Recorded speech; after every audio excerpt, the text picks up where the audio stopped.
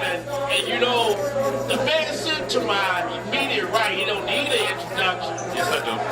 But I'm going to introduce him anyways. My man, most always kind enough to sit down, hang out with me.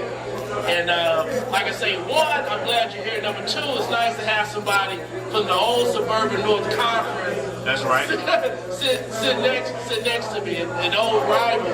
Not so much of a rival because he used to kick my ass out in the court. But anyway, my man's doing some good things with your company. And first of all, congratulations on all the success. I appreciate that. And tell a lot of people who don't know how'd you get started. Oh, when you say get started, what do you mean get started? Get started with the promotion? First of all, how'd you get off into the promotion game at the basketball, stuff like that? It's really kind of like a wild story in a sense because it all started from basketball. What happened was, as you may not know, I went to IUPUI, it's a small Division I in the Mid-Continent Conference. I had a full ride scholarship there. And I had a semester left eligibility. No, I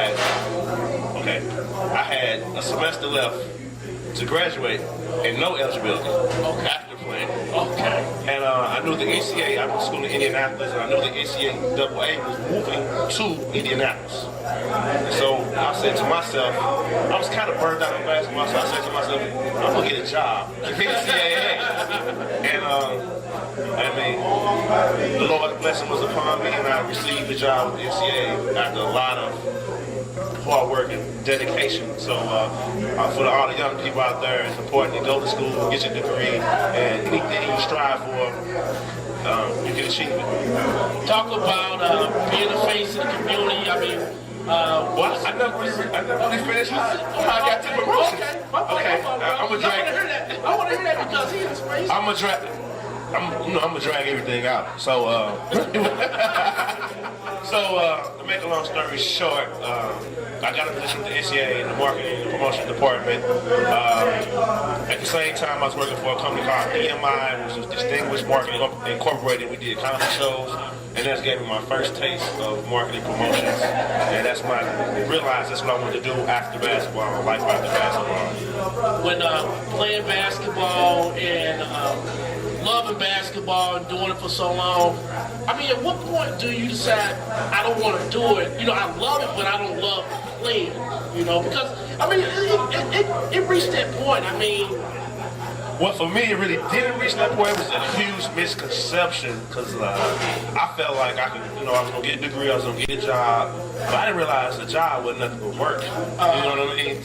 So, in some respects, I wish I would have continued playing, went overseas. I did have some opportunities to play ball overseas, but at the time I was a little burnt out, and so I took a job at NCAA.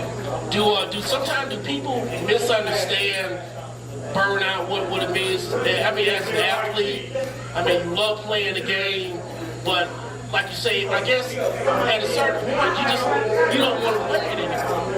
Well, I think it was for me, it was kind of due to the fact that I started understanding the business aspect of basketball, like, put people in the stands, and we're gonna use you to do that.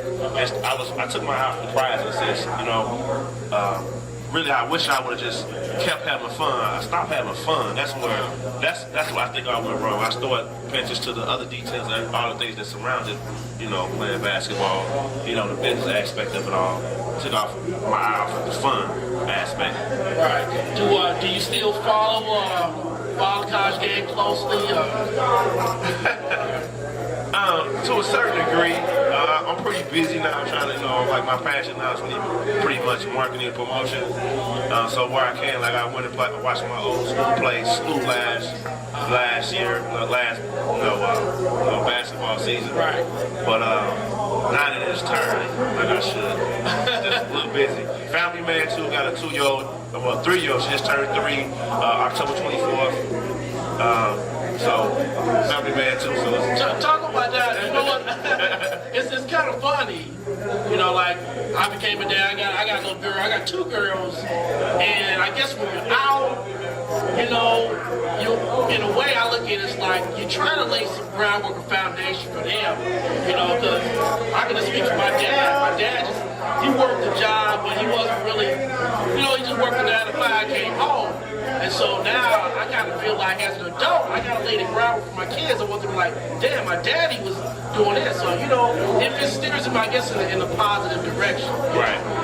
That's how I look at it. Right.